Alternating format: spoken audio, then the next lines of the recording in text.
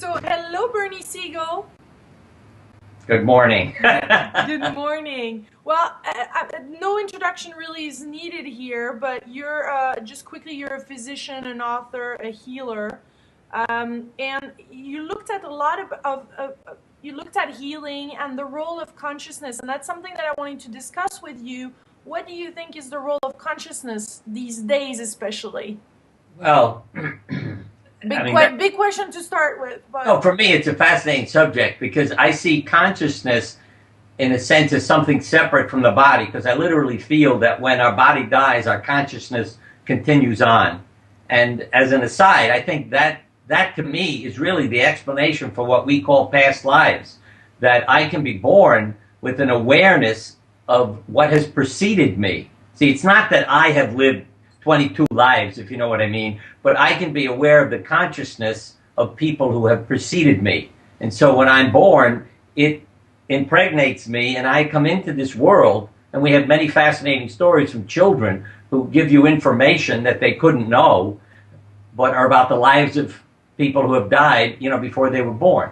So I think the consciousness is separate from the body, but it does directly communicate with the body. So our state of consciousness, in a sense, becomes our chemistry, and therefore affects our health and well-being as well. It affects the choices we make, our happiness, a whole host of things. And just as an aside, I won't get into all the details, but consider this. Mm-hmm. Is it possible I became a surgeon because in another life I killed people with a sword? So I come into this world to cure people with a knife. And it can affect the choices I make in profession, in a house full of animals, rescuing things all the time, perhaps because of the awareness of cruelty in a past life, and that you come trying to remedy those things because of the wisdom and the pain in this life. Mm-hmm. So what's the role of this pain or this karma that we inherit from? I would say it's trying to help you. I think of it this way, that we're going to school. If you stay in kindergarten, you're going to make a lot of bad choices. That may be oriented only to what makes you feel good and, not really helping the world.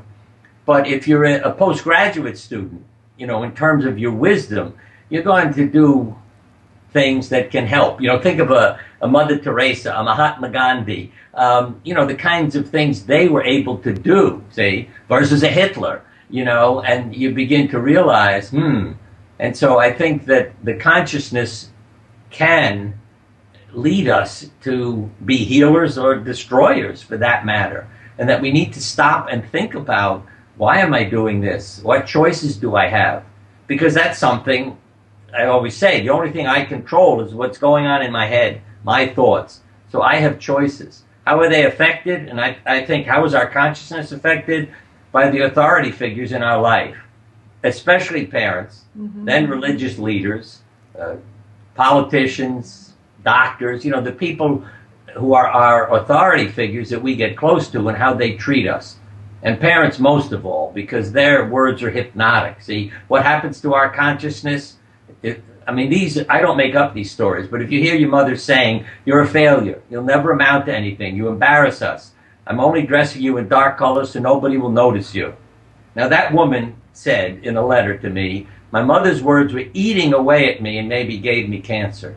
When she got cancer, she went out and bought bright colored clothing and changed her life. See, she had to have her life threatened to eliminate her mother.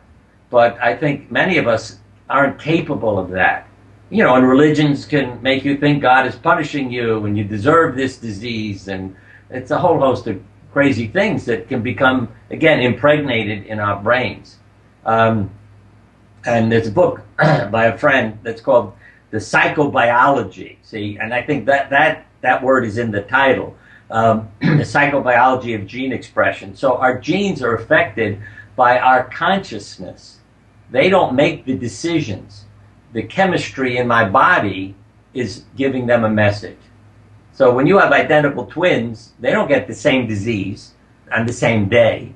And one may get it and the other may never have it in their lifetime. And if you ask them, what's your personality, How did your parents affect you? What do you do with your feelings? Yeah, the one who's being a good girl, internalizing everything and never, showing anger is far more likely to get sick than her sister who's raising hell, doing her thing, living her life, and not worrying about what mom and dad want me to be. So it makes a very great deal of difference. Again, back to your state of consciousness. Mm-hmm. So you would say we can reprogram our DNA. We can reprogram things. Yeah. We can influence our state. Yeah, the term I use is to rebirth yourself, be born again, reparent yourself. Because if you don't run into somebody who may save you, see, if somebody comes along like a doctor who shows you love and compassion, even though you may be destroying yourself, keep saying, come back. That's what I would do with patients. You see, I would say, come back. I'll see you next week. And they'd look at me like, how come you want to see me? Everybody else tells me, don't bother to come back. Look what you're doing. You're not following directions. You don't fill your prescriptions. I would always say, see you next week. And sometimes 6 to 12 months later, they began to take care of themselves because, well, this is literally a quote from a young lady. You're my CD. I said, what do you mean I'm a CD? She said, you're my chosen dad. I was a suicidal teenager who realized you love me, saved her life, see? Because I just kept loving her. Instead of yelling at her and criticizing her, I showed her she was worth something. Yeah. And I think, so again, but if you don't meet that person, you have to do this for yourself. I always say, get your baby pictures out. Now, I've said that to people and they say, I don't have any baby pictures. You see, because of what their parents were like. And this was a woman whose parents told their children to go commit suicide, and they did.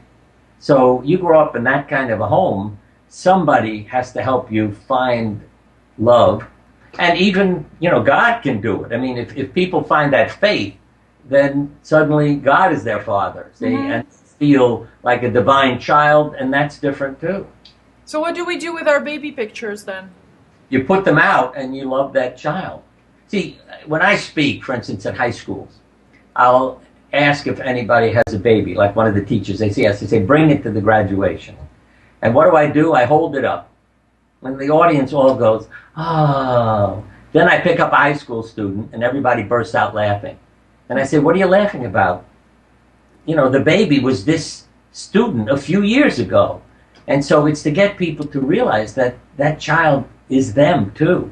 And to love that child. I didn't say like, because Martin Luther King Jr. said, it's a good thing Jesus told us to love one another and not like one another, because there's some people I can't like. So you may not like what somebody's doing, but you can love them.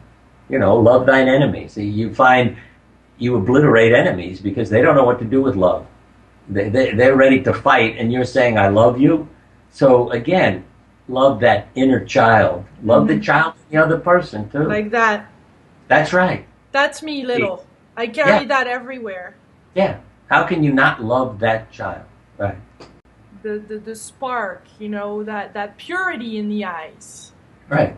And parents, because of their pain and trouble, can, damage the child. Yeah. And people have to learn to forgive their parents, too. I mean, and they had a childhood experience that affects them. So it's, understanding all these things. See, when you understand, then you can forgive. And that's something also people need to do to help their state of consciousness. Say, why are you acting this way? Not screaming and blaming, but why? And if you listen, you'll realize we're all wounded. And what we do with the wounds. See, Nietzsche, something Joseph Campbell wrote, I love reading his stuff. Nietzsche said, love your fate. What a statement. You're going through hell. And Campbell said, yep, when you're going through hell, say, why do I need it? That helped me. Okay? On difficult times, the hell then becomes my teacher. The way I put it is the curse then becomes a blessing. See, like hunger makes you get something to eat.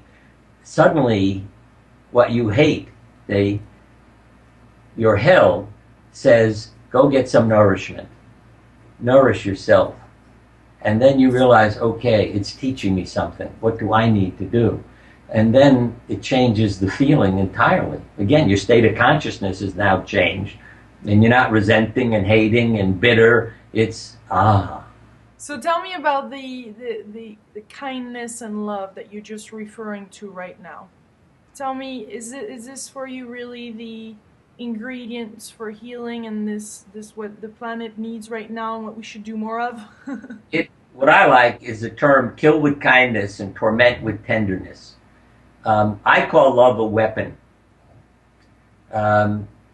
Because I say people, and I really say this to people because I do it. You know, when somebody's angry at you, like I pulled into a parking space that somebody else wanted. I didn't realize it, you know, in a big parking lot. And they start yelling at me. Lower your window, say, I love you. Then they don't know what to do with you. But if you started screaming back at them, oh yeah, you know, think of what happens out in traffic, you know, how people crash into each other, you know, resenting, bitter. But if somebody lowered the window and said, I love you, after you scream at them for cutting in front of them or whatever it was, it's like disarming. They walk away, yeah. In the show Don Quixote, Aldonza is a barmaid, and Don Quixote shows up and calls her Dulcinea. And I would love to sing the song for you, but it, you know, Dulcinea, I have sought thee, sung thee, dreamed thee, Dulcinea. Now I found thee, and the world shall know thy glory. Now if somebody walked up to you and said that, say, wouldn't you be pleased? No. Dulcinea, who was abused by everybody else in the bar, says, don't torment me with your tenderness. She can't handle a man who shows up and is loving and kind. And when I heard that, I thought, wow. You know, and I have to say that the poets, the musicians, they feel this in life. You know, they're exposed to life, and so they put it into words. And that's what we have to understand. You know, why you're told to love your enemies, because it is a weapon that really affects them. Mm-hmm. And does this also... And let me add this, because what popped into my head was a man named Jack Schwartz talked about his experience in a concentration camp. And he said, whenever the German guards were deciding where to send people in, you know, gas chamber or whatever, he would look at them and say, Ich liebe dich, I love you. And it probably saved his life, because they didn't know what to do with him. So go that way, you know. It's a lot harder to send somebody to the gas chamber who says, I love you, than starts cursing you and screaming at you. And then it's a lot easier to say, you go that way. Yeah. And, you know, and I learned a lot reading many books by survivors of concentration camps. Well, even, Viktor Frankl, he said, to survive is to live is to suffer. To survive is to find meaning in the suffering. Okay? And that gets back again to our consciousness. So if you find meaning that you're there, yes, you're suffering, but how can I help others? What can I do? And Frankl actually was alive because a train pulled up, and they were told, this is going to a new camp, much better conditions, you know, a lot nicer. He had a sick friend. He said, take my place, go. I'll stay. Where was the train going? To a gas chamber. They were lying to them. But Frankl realized that he acted out of love. Of course, he felt terrible when he learned, but it saved his life to act out of love. And in the local nursing home, see, I asked, working with seniors, draw yourself today and 25 years ago. And 99% hand you two pictures. I was slim, I had hair, and I'm smiling. I'm fat, I'm bald, and I'm not happy. One man gave me one picture.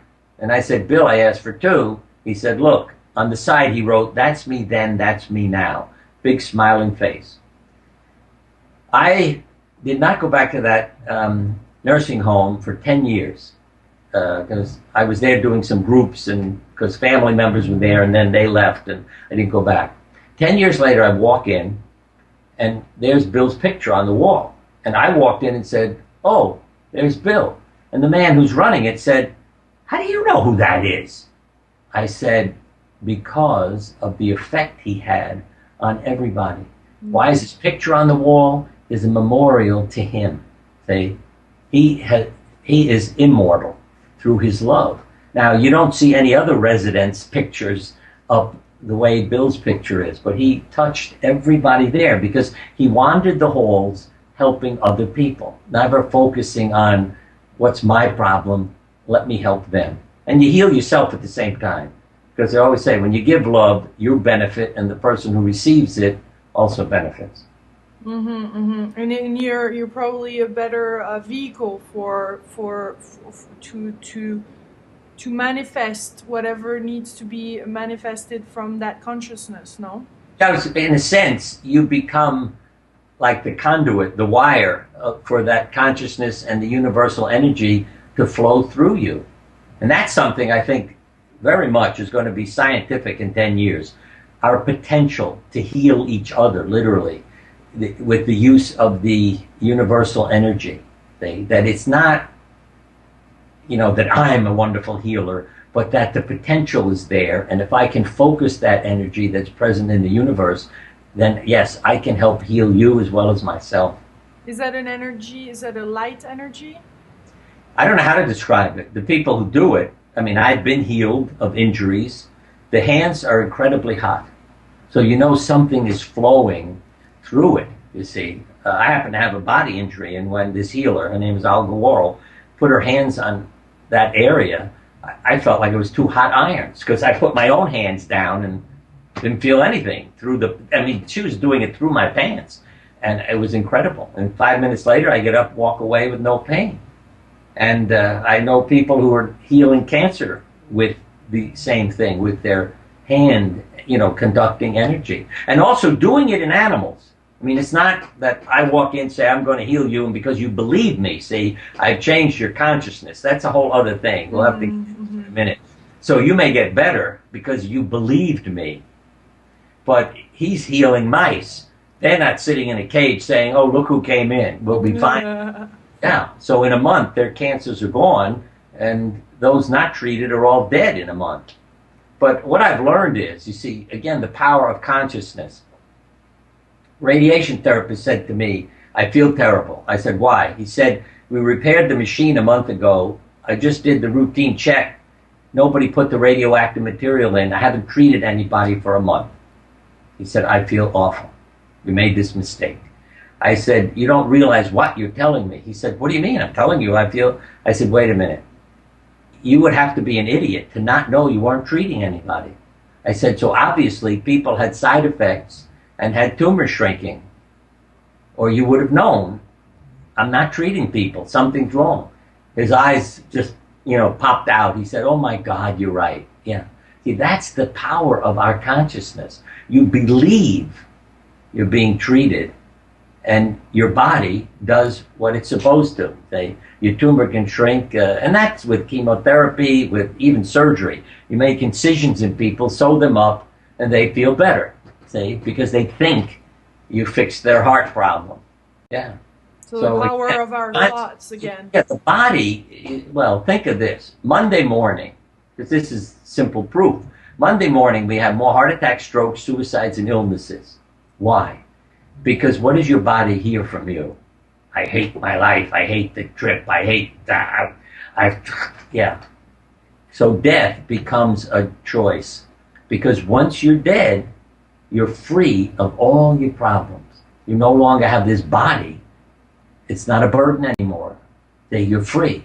I mean, there's wonderful lines in a story by William Saroyan, in which a young man, he's starving, no money, and he dies. It's called The Young Man on the Flying Trapeze, but he's thinking of the trapeze to heaven. But the last three words in the book are, he leaves his body and becomes dreamless, unalive, and perfect. When I read that, I dreamless, thought, yeah, but perfect is the key word. See, if you were born blind and have a near-death experience, what do you think happens when you leave your body? You see. Everything and more. And there are books written about those things too. Wow. Yeah.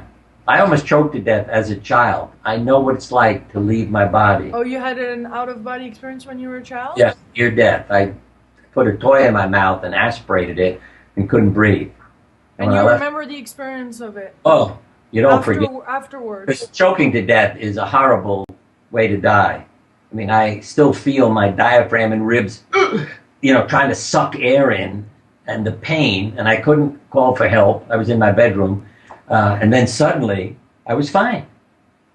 I was watching the child die. See, that was the other thing I found fascinating. I wasn't the kid. I never thought, you're dying. See, I'm watching the child die. Now I know this is me. I'm my consciousness. I am not my body. So yes, my body that I was in is dying, but I'm out here. And when it didn't die, I was very upset. Right, I mean, but that definitely influenced your choice to become a surgeon, and yet you went into science. But now, I mean, when did you shift, or when did you decide? See, that happened when I was 4 years old. That memory came back to me as an adult. Because unconsciously, it could have been a big part of my life. But consciously, I didn't spend time thinking about it. I thought I would rather be dead. When I didn't, I yelled, "Who did that?" When I found myself breathing again and back in my body. But, my mother came running into the room. You didn't get a chance to talk about this experience. You're 4 years old. You don't say, "Hey, let me," everybody's, "You crazy kid, what are you doing? Why?" Yeah. So it's just something that stayed with me. But again, faded as a memory. Right. I've also had a past life experience. Again, I never sought these things out. That's why I have to believe them. Because a friend of mine, I told her how busy I was. We were on the phone. And what my schedule was like. And she thought, I'm nuts, I need to stop. So she said, "Bernie, why are you living this life?" I went into a trance with the phone in my hand. That's when I saw myself with the sword killing. I said to her, "My God." And, and I say, this happened because somebody just said it on a phone call. Why are you living this life? And I went through it was almost like watching a movie. That's the best way I can describe it to people. I sat and watched myself do all these things. And so I had much greater understanding of who I am and why I behave the way I do and a whole host of things. And again, if you said it's crazy, all right, but it's therapeutic. So if it helps me, that's what's significant. Yeah, yes, I can see that. So, no, but it's interesting how you put past life into perspective in this life. It has helped you to step back probably and even go further into this in your lifetime and help even more people when you got conscious of that. What it helps me do is keep an open mind. Right. Because I will hear doctors say to me, "I can't accept that." What they should say is, "I can't understand it or explain it." It's like saying to an astronomer or a quantum physicist, how did the universe get created? I don't know. All right, but we're here. And so I've learned that if I experience something, I accept it. I believe it because I experienced it. Now, if you said to me, "Can you explain it?" I might answer, "No, I don't know how it happened, why it happened." But to me, even my definition of God, you see, is intelligent, conscious, loving energy. And I think those four things are what led to creation. Intelligence, energy, consciousness, and love. And I say, why? How do we know we're loved? Because the ability to heal is built into us. Yes, we die, things happen. But as I always say, if I cut myself, it heals. My body knows what to do. And let me ask you one last question. Is there more ways that we can heal now? I mean, as healing evolve, are we more capable of self-healing ourselves? Where are we now with healing? I think as life becomes more complicated, I think it gets in the way. I think it's easier for people to accept self-healing or healers when you're living in a simpler culture amongst nature. Where you're aware of the ability of nature to heal itself and to change and survive. See, for instance, I always say, look at a bacteria.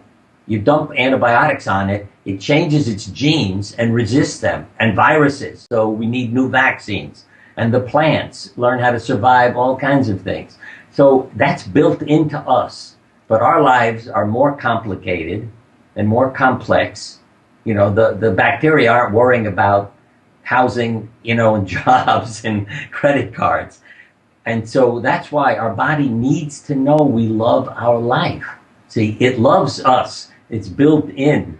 But if we don't give it the message that we love life, see, and that we're playing an important role in life, then it doesn't have the healing capacity that somebody else may have who is loving life and loving other people and loving their body, and then their body will do the most it can. So maybe the best conclusion is something Solzhenitsyn mentioned. See, I learned that there was self-healing, that people got over incurable illnesses. They always had a story about how they changed their life. They rebirth themselves. See, they start a new life. Their body gets the message. In his book, Cancer Ward, he uses the term, because one of the men says, oh, I found this book. It says here there are cases of self-induced healing, not recovery through treatment, but healing. And it was as though self-induced healing flooded out of the great open book like a rainbow-colored butterfly. When I read that, I said, he knows the truth because he's lived through cancer. Self-induced, see, not a spontaneous remission or a miracle. It's self-induced. How do you induce it? What's the butterfly? The symbol of transformation. What's the rainbow? Your life in order. Because every color, I do a lot of work with art and drawings, every color has meaning. Okay? And when you get those colors into a rainbow, your life is in order and self-healing can follow. And there is also the aspect of not being associated to our disease, because often I hear it's the cancer, it's not my cancer. That's right.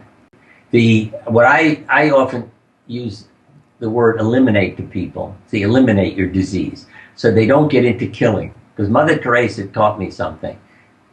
Her quote, I will not go to an anti-war rally, but if you ever have a peace rally, call me. Yeah. So when we wage a war against cancer, and I've written an article about that on my website, you empower your enemy. See, now your focus is on your enemy, not healing your life, see, or your body. So people need to understand, don't get into the killing and the war. See, you can eliminate what's killing you by healing your life and your state of consciousness. A biblical line is, there was the Word. The Word was with God, the Word was God. And this person said it would be far better if it said there was consciousness. Consciousness was with God, consciousness is God. See? And that is really my feeling, that we should translate not into the Word, but into consciousness. Beautiful. Well, thank you, Bernie, for spending this time here and explaining all this and sharing your wisdom. Really appreciate it. And changed her life. See, she had to have her life threatened to eliminate her mother. But I think many of us aren't capable of that. You know, and religions can make you think God is punishing you and you deserve this disease. And it's a whole host of crazy things that can become, again, impregnated in our brains. And there's a book by a friend that's called The Psychobiology. See, and I think that word is in the title. The psychobiology of gene expression. So our genes are affected by our consciousness. They don't make the decisions. The chemistry in my body is giving them a message. So when you have identical twins, they don't get the same disease on the same day. And one may get it and the other may never have it in their lifetime. And if you ask them, what's your personality? How did your parents affect you? What do you do with your feelings? Yeah, the one who's being a good girl, healers or destroyers for that matter. And that we need to stop and think about, why am I doing this? What choices do I have? Because that's something I always say, the only thing I control is what's going on in my head, my thoughts. So I have choices. How are they affected? And I think, how is our consciousness affected? By the authority figures in our life, especially parents, then religious leaders, politicians, doctors, you know, the people who are our authority figures that we get close to and how they treat us. And parents most of all, because their words are hypnotic. See, what happens to our consciousness, I mean, I don't make up these stories, but if you hear your mother saying, "You're a failure, you'll never amount to anything, you embarrass us, I'm only dressing you in dark colors so nobody will notice you." Now, that woman said in a letter to me, my mother's words were eating away at me and maybe gave me cancer. When she got cancer, she went out and bought bright colored clothing. And so when I'm born, it impregnates me and I come into this world. And we have many fascinating stories from children who give you information that they couldn't know, but are about the lives of people who have died, before they were born. So I think the consciousness is separate from the body, but it does directly communicate with the body. So our state of consciousness, in a sense, becomes our chemistry and therefore affects our health and well-being as well. It affects the choices we make, our happiness, a whole host of things. And just as an aside, I mean, I won't get into all the details, but consider this. Mm-hmm. Is it possible I became a surgeon because in another life I killed people with a sword? So I come into this world to cure people with a knife. And it could affect the choices I make in profession, in a house full of animals, rescuing things all the time, perhaps because of the awareness of cruelty in a past life, and that you come trying to remedy those things because of the wisdom and the pain in this life. Mm-hmm. So what's the role of this pain or this karma that we inherit from? I would say it's trying to help you. I think of it this way, that we're going to school. If you stay in kindergarten, you're going to make a lot of bad choices. That may be oriented only to what makes you feel good and, not really helping the world. But if you're a postgraduate student, in terms of your wisdom, you're going to do things that can help. Think of a Mother Teresa, a Mahatma Gandhi, the kinds of things they were able to do, see, versus a Hitler, and you begin to realize, And so I think that the consciousness can lead us to be. So, hello, Bernie Siegel. Good morning. Good morning. Well, no introduction really is needed here, but you're you're a physician, an author, a healer, and you looked at a lot you looked at healing and the role of consciousness, and that's something that I wanted to discuss with you. What do you think is the role of consciousness these days, especially? Well, big question to start with. But no, for me, it's a fascinating subject because I see consciousness, in a sense, as something separate from the body, because I literally feel that when our body dies, our consciousness continues on. And as an aside, I think that to me is really the explanation for what we call past lives, that I can be born with an awareness of what has preceded me. See, it's not that I have lived 22 lives, if you know what I mean, but I can be aware of the consciousness of people who have preceded me.